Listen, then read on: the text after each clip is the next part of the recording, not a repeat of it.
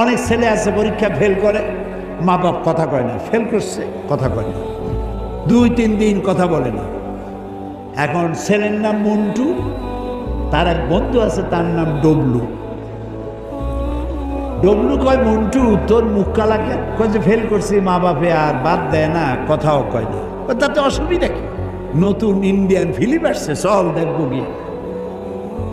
ও নিয়ে গেল, যায়া ফিল্ম দেখাইলো, তারপরে কিছু ট্যাবলেট খাওয়াইলো, কি বাহা বাহা ট্যাবলেট না কি একটা আছে না, হ্যাঁ ওই যে ট্যাবলেট খাওয়াইলো। তারপরে বলে একদিন খেলে কি হয়, তারপরে একটু ফেন্সিডিল খাওয়াইলো, এরপর বড় কিছু খাওয়াইলো, তারপরে খারাপ জায়গায় নিয়ে গেল।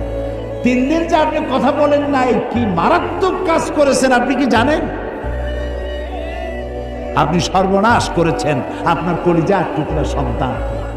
ও ফেল করেছে, আপনি বলেন আব্বু তুমি ফেল করেছো, দুঃখ নিও না, কষ্ট, মানুষ তো ফেল পাস তো করেই, তুমি আগামী বছর ভালো পাস করবা, খুব মনোযোগ সহকারে পড়ো, কয়টায় ফেল করছো, কোনটায় ফেল করছো সেটা বেশি বেশি পড়ো।